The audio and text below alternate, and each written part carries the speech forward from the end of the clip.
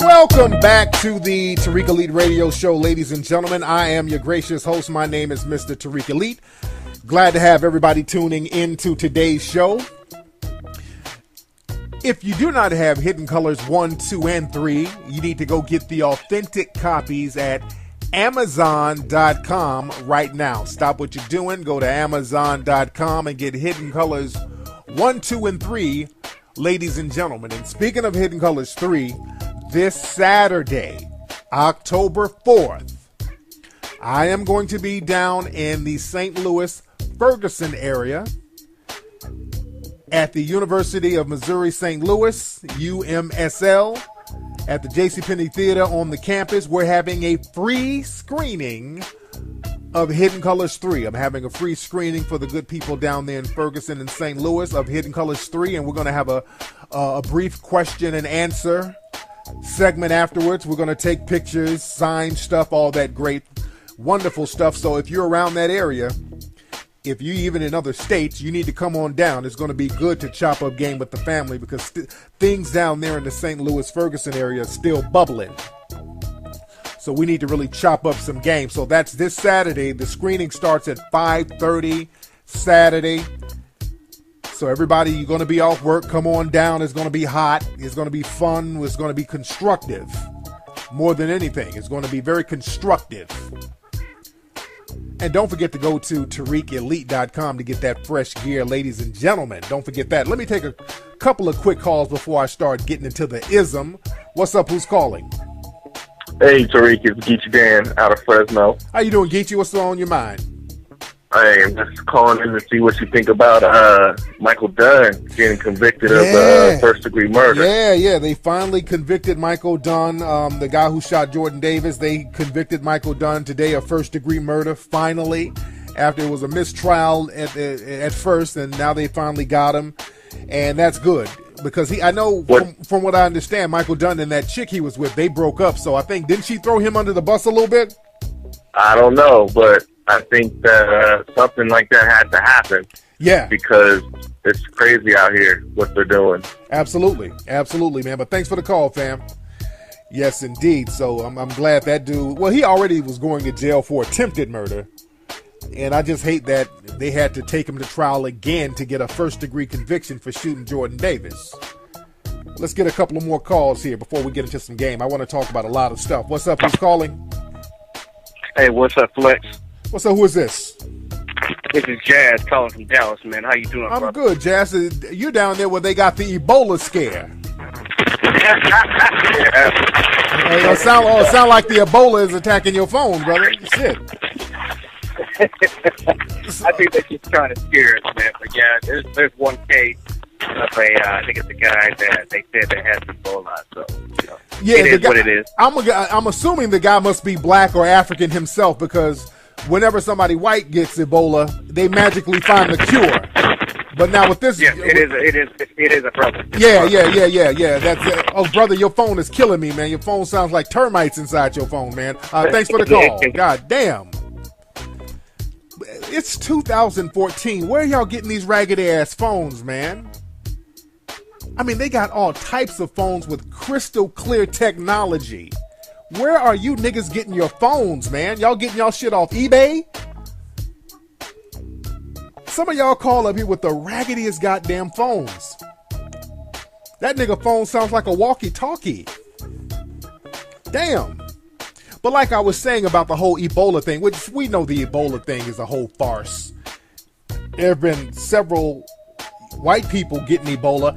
Every time they get Ebola, they magically get the cure. Now this one brother gets it and comes over here. Now there's a whole scare, there's a whole epidemic, and they're blaming it on Africa.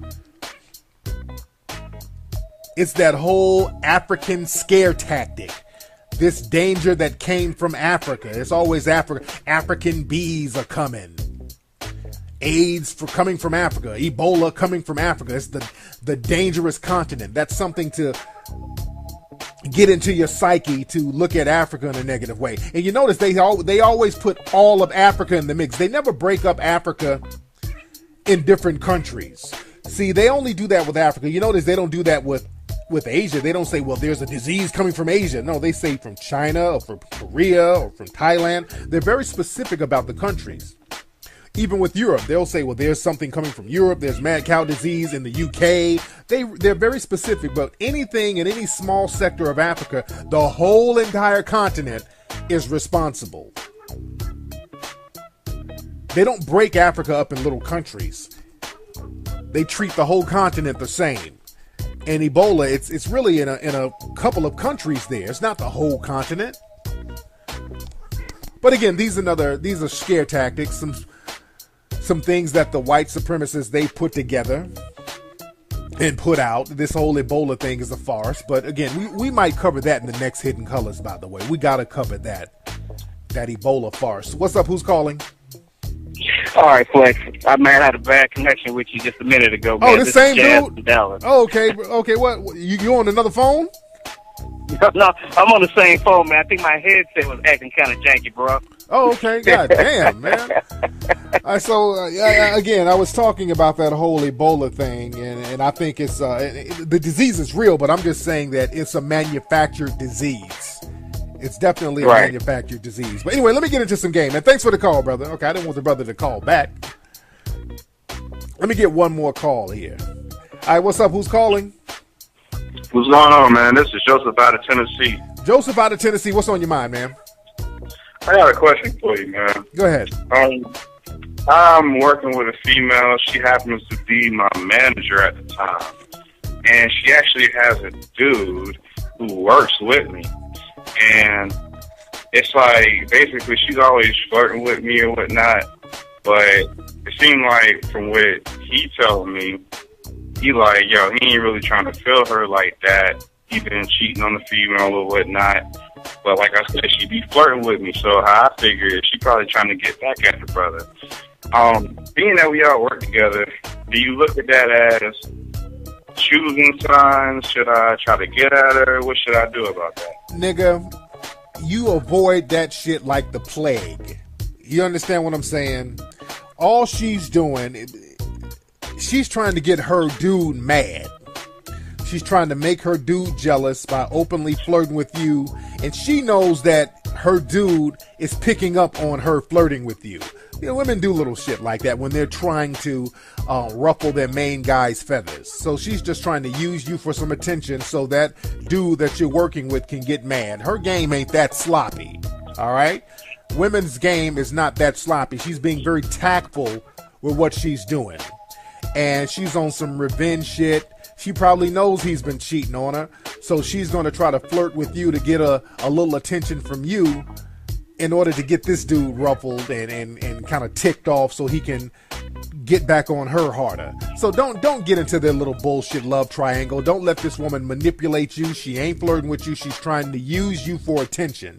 Stay deeply seeped in your work, because if the minute you try to make a play, this chick is going to get you fired or something. So you don't want to go there. You don't want to get in that mix. Just concentrate on your work. Don't get into their love triangle. Stay about your money. Let them work that shit out. You feel me? Yes, sir. Yes, indeed. Thanks for the call. Yes, indeed. Anyway, let's get into some game. First, I want to talk about, have y'all heard about these security breaches with the president? I heard like somebody shot in the White House last week. It was something like that. I don't know. I didn't verify a lot of this stuff, but I heard there was some kind of shooting in the White House and one of Obama's daughters was in there. And there was one story that I did verify where Obama was somewhere. I think he was in Atlanta, and he was in an elevator, and there was a guy who worked as security in the elevator who got into the elevator with him. And the guy had a gun. Now, he didn't pull the gun on the president or whatever, but this guy who was some kind of security guard in the building, he got through Secret Service or whatever, and he was in the elevator with Obama. And I think he tried to have a conversation with him or something. And the dude ended up getting fired or whatever. But when the guy who got in the elevator with the president had to report to his superiors, he had to give up his gun. He had a gun on him while he was there talking to the president, and he got through Secret Service. So my thing is this. These are warning signs. I think people on the top are sending little warning signs to Obama. Like, hey, man, don't step out of line. You see how easy it is for us to touch you. I think those security breaches were very, very intentional. There's no way in hell that you can let somebody get that close to the president with a gun without you intending on having that happen. Y'all know that the president, and I'm talking to the Secret Service and whoever the people on top, they know that the president has received the most death threats of any president ever. I mean, combined, he's received the most death threats. So for them to let somebody get that close to him, and this isn't the first time. Y'all remember there was a situation where this couple crashed a party that was at the White House. And these people, the couple, ended up getting some kind of reality show. So the Obamas, they're getting told in subtle ways that, hey, don't get too crazy. We can touch you. Don't say something you ain't supposed to say because we can touch you. And the situation is very interesting because, you know, the president, he's losing his black support because the black community is like, hey, brother, you've done nothing for us in all of these years. You've been in office almost 8 years and you've literally done nothing for us individually. People are shooting and blowing our brains out left and right and you're not even saying nothing. So the black community, as you can see, a lot of that sentimental support for Obama has dissipated and rightfully so. And that's the thing about allowing the white supremacists to keep you quiet about doing things for your own group, for black folks, because the thing is, when they're done with you, they're done with you. And then you have no backup, you have no support. So, you know, the president made his bed, he's going to have to deal with these white supremacists out here. And that's what we got to really talk about very briefly. Dealing with white supremacists and not playing games with them. Not letting them manipulate us and then throwing us back to the wolves. Because when they manipulate you and use you, and you've isolated yourself from your own people, you're ass out. So the thing is, you're going to be ass out on the front end and you're going to be ass out on the back end. So if you're going to be ass out, I say be ass out by your own choice.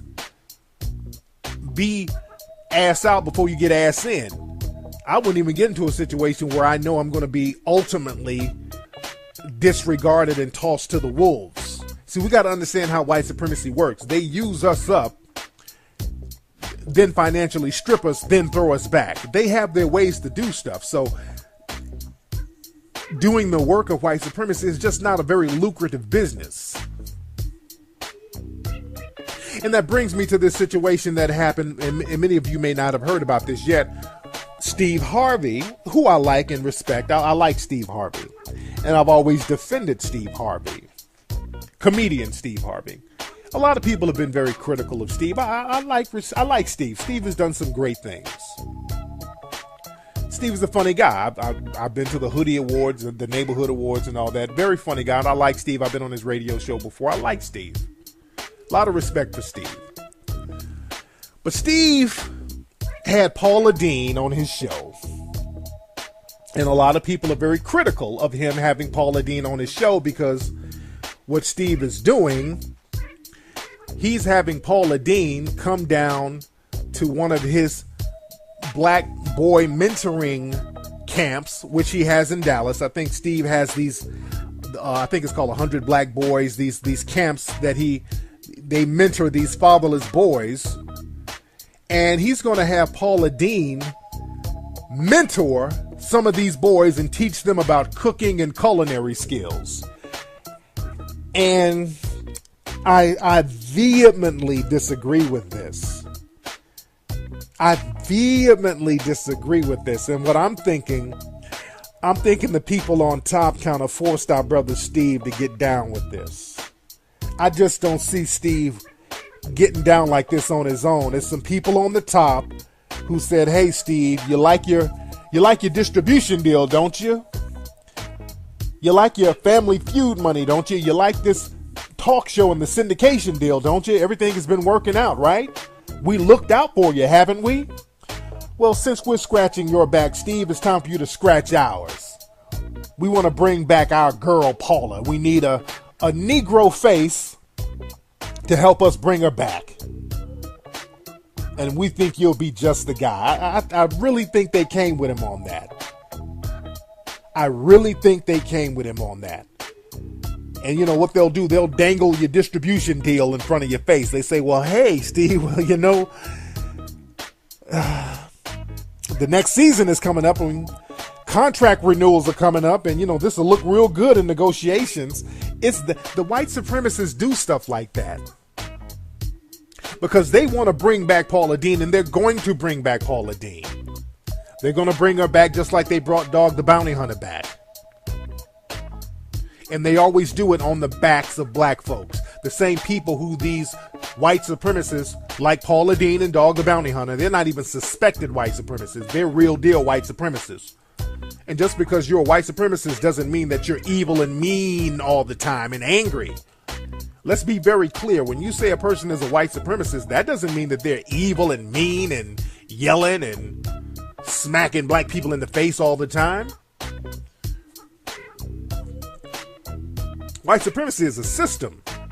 Some people in that system are mean in the way they execute it. Some people execute white supremacy with a smile on their face. And Paula Deen is that kind of white supremacist. And that's the thing that really confuses a lot of black people. Because black people have this thing, oh, she seems so nice. And if you listen to Paula Deen with that whole racial fiasco that went down, she's such a white supremacist, it's almost comical. Because she doesn't know how offensive her white supremacist views are. Like, of course I said nigga, y'all. You know, she's like just real matter-of-factly about it. And not just the whole her calling somebody a nigga. It goes deeper than that. With Paula Deen, she was she was making her employees, the black ones, go through the back door. She didn't want them to be in the front. Paula Deen wanted to dress her black employees up as slaves. She wanted the black employees to stand in front of the building and ring bells like they on plantation. She did some real foul shit. And the thing is, she don't even know it's foul. Even the way she talked about her family, her great-great-granddaddy who was a slave owner, she was talking about how sad it was that he lost his slaves. And I mean, this woman said all this shit. So she's so racist, she don't even realize how racist she is. It's so normal to her. And just because people are naive to their own deep-rooted racism don't mean I gotta give them a fucking pass. We don't have to give her a pass. Do you? I don't give a fuck if you're a nice white supremacist. There are child molesters who are nice, or child molesters give you candy before they fuck you. We gotta not get this twisted. Just because somebody's being nice and then doing something real slick on the back end, I can't really excuse the slick vitriolic shit that they're doing. Just because they're smiling when they do it. So again, our brother, and I love Steve, and I like Steve, and I respect Steve, but that's a wrong move. And I know they probably tied his hands behind his back. I would have been like, hey man, I might not have to come back next year. I couldn't do it. That's me. I'm not co-signing no known white supremacists. I'm not giving them a pass. If you want me and my people and black folks to dress up like slaves, and you cool with calling black folks nigger with the ER on it, and you think that black people are inferior to you, and you carry yourself on a daily basis, and the relationships you have with black people are reflective of your white supremacist views, I'm cool on you. Do you, but I'm not going to help you. And I think it sends a horrible message to black boys to even have that type of person around them. Why would you have basically an admitted white supremacist around black boys? That sends a horrible, horrible message. See, black folks, we're always made to take the fake moral high road for other people.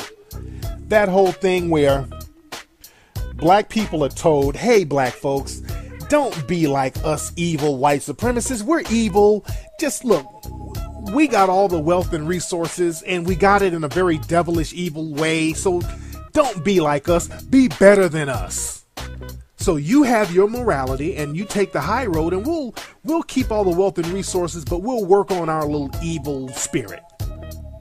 Deal? It's that type of thing we get from the suspected white supremacists out here. We're told to take the high moral high road that they won't take. Because we don't get forgiven for stuff we do. You don't see nobody in the dominant society talking about let's forgive Ray Rice. They're throwing that dude under the bus every which way but Sunday. But we, black folks, we're not so quick to be forgiven by those in the dominant society when we do something that they don't like. But we are always told and made and damn near forced to forgive straight up and down white supremacists. Just Donald Sterling. That's why he was running around to all the black churches and all the coons running up behind him, kissing his ass, which is sick. See, these older black folks, man, they set very bad examples for the youth. Kissing the white supremacists' asses, that's a horrible example for young people. Young black folks, they see this and they see it for what it is. Weak. These young kids are not dumb.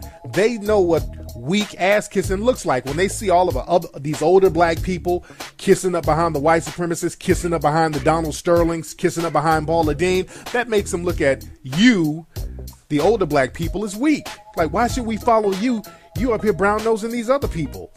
Young black people need to understand and learn how to challenge white supremacy and empower themselves against it. That's what I teach. I'm talking about melanoid empowerment. I want the melanoid people out here on the planet to be empowered so they're not going to be affected by white supremacy in a negative way. And the young people need to understand this. Because, see, only a weak, conquered people would bring known white supremacists around their children. People did the same thing with Dog the Bounty Hunter. When Dog the Bounty Hunter was on that phone call, if y'all remember, when he was going on his white supremacist rant and he was talking crazy. It was nigga this, nigga that, and the niggas ain't got no soul. I mean, he was going deep with the white supremacy. I mean, it sounded like some shit from the late 1800s, the shit he was talking. And what happened with Dog the Bounty Hunter, they had him on TV with a whole bunch of black kids. He went out and bought a whole bunch of black kids some Christmas toys in order to get forgiveness. And we got to stop doing that. We got to stop looking whorish. We ain't that damn thirsty for no damn toys. We'll take it from a white supremacist. And black folks got to get off that desperate whore-ass mentality where we'll take attention from anybody, even if it's somebody who will openly despise us. We'll take attention from them. We'll take gifts from people who are not only openly despising us, but they're openly using us. And we know we're being used, and we'll just sit up and be used anyway. And when they're done using us, they go back to business as usual and disregard us. Black folks got to stop carrying themselves like prostitutes. Low-level whores. We always got that whore mentality, and it's not even a money-making hoe. It's a stank hoe. You ain't even getting nothing for your hoeing. Let me tell you something. When Mel Gibson went on his racist rant, his anti-Semitic rant, the Jewish community would never have Mel Gibson around their kids. You will never see that in a million years. You will never see a bunch of Jewish kids getting mentored by some Mel Gibson, ever. Because other groups have collective self-esteem. When you have collective low self-esteem, you will let anybody come along and mentor you, even when they tell you they don't give a fuck about you. The Dog the Bounty Hunters and the Paula Deens, they've said in so many words they can give less than a fuck about us. Now they're pretending to care in order to get back into the good graces of the public. But we got to train our children to combat white supremacy, not make excuses for it. See, Paula Deen, I don't give a fuck about Paula Deen. I don't care how nice she is. Paula Deen is on that old Gone with the Wind, Scarlett O'Hara shit. If you ever seen the movie Gone with the Wind, I saw Gone with the Wind for the first time on an airplane traveling recently. I finally saw the movie for the all the way through. It's a very long movie. It's almost like 3 hours. And that movie is just, it's white supremacist heaven. And that's that whole Paula Deen, that Southern belle, that helpless, I'm nice, sweet Southern belle. I'm having this interaction with my niggas. All my niggas are surrounding me and they're helping me, and my Negroes know their place. It's that type of thing. And Paula Deen has that whole Scarlett O'Hara wannabe vibe. A lot of those Southern white supremacists, they have that Gone with the Wind type of thing, where their Negroes are their servants. That's why she wanted to dress them up, and it's that Gone with the Wind shit. I suggest you watch the movie Gone with the Wind to really get an idea of that Paula Deen mentality. But if you want to have somebody mentor black boys about cooking, Paula Deen is the last person you would get. You can go get Brother G. Garvin. Excellent cook. Black man, if you want to get G. Garvin. If you want to get somebody to teach black boys about culinary skills, go get, is a brother out here in South Central, or from South Central, Chef Jeff Henderson.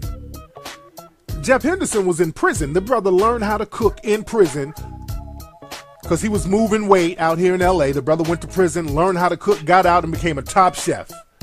Brother has a show, I think has a show on the Food Network. I think it's called the Chef Jeff Project, something like that. That would be the person you would take to mentor boys, to say, hey, look at this brother right here who looks like you. He took some wrong paths in life, got himself together, and build up a brand for himself. He turned his life around. That's something that's inspirational. Get him. Fuck you gonna get Paula Deen just because she's out here trying to get her brand back popping and we gotta stop being used. I don't give a fuck about Paula Deen. All that old sad, I'm sorry, y'all. I didn't mean to call you nigga, y'all. That's just, I'm gonna change my ways, y'all. Fuck you. Fuck out of here. Do you. Ain't riding on the back of me. We need to be empowering ourselves. That's where we need to be with ours. We need to be empowering ourselves. I'm all about melanoid empowerment, ladies and gentlemen. Anyway, y'all, that's been today's episode of the Tariq Elite Radio Show. Don't forget to join me in St. Louis, Ferguson, this Saturday, ladies and gentlemen. The game is going to be heavy. The game is going to be tight. Join me this Saturday. We're having a free screening of Hidden Colors 3. I want y'all to come on down. We're going to take pictures, sign autographs, all that stuff afterwards. Have a great discussion afterwards. Follow me at Tariq Nasheed on Twitter. Follow me at Tariq Elite on Instagram. I will holler at you guys this Sunday on Ustream, and I will see y'all this Saturday in St. Louis, Ferguson. I'ma holla. Peace. In that area, if you even in other states, you need to come on down. It's going to be good to chop up game with the family because things down there in the St. Louis, Ferguson area are still bubbling. So we need to really chop up some game. So that's this Saturday. The screening starts at 5:30 Saturday. So everybody, you're going to be off work. Come on down. It's going to be hot. It's going to be fun. It's going to be constructive. More than anything, it's going to be very constructive. And don't forget to go to TariqElite.com to get that fresh gear, ladies and gentlemen. Welcome back to the Tariq Elite Radio Show, ladies and gentlemen. I am your gracious host. My name is Mr. Tariq Elite. Glad to have everybody tuning into today's show. If you do not have Hidden Colors 1, 2, and 3, you need to go get the authentic copies at Amazon.com right now. Stop what you're doing. Go to Amazon.com and get Hidden Colors 1, 2, and 3, ladies and gentlemen. And speaking of Hidden Colors 3, this Saturday, October 4th, I am going to be down in the St. Louis, Ferguson area at the University of Missouri St. Louis, UMSL, at the JCPenney Theater on the campus. We're having a free screening of Hidden Colors 3. I'm having a free screening for the good people down there in Ferguson and St. Louis of Hidden Colors 3, and we're going to have a brief question and answer segment afterwards. We're going to take pictures, sign stuff, all that great, wonderful stuff. So if you're around it, don't forget that. Let me take a couple of quick calls before I start getting into the ism. What's up? Who's calling? Hey, Tariq, it's Geechee Dan out of Fresno. How you doing, Geechee? What's on your mind? Hey, I'm just calling in to see what you think about Michael Dunn getting convicted of first-degree murder. Yeah, they finally convicted Michael Dunn, the guy who shot Jordan Davis. They convicted Michael Dunn today of first-degree murder, finally, after it was a mistrial at first, and now they finally got him, and that's good. Because I know from what I understand, Michael Dunn and that chick he was with, they broke up, so I think, didn't she throw him under the bus a little bit? I don't know, but I think that something like that had to happen. Yeah. Because it's crazy out here what they're doing. Absolutely, man. But thanks for the call, fam. Yes, indeed. So I'm glad that dude, well, he already was going to jail for attempted murder. And I just hate that they had to take him to trial again to get a first-degree conviction for shooting Jordan Davis. Let's get a couple of more calls here before we get into some game. I want to talk about a lot of stuff. What's up? Who's calling?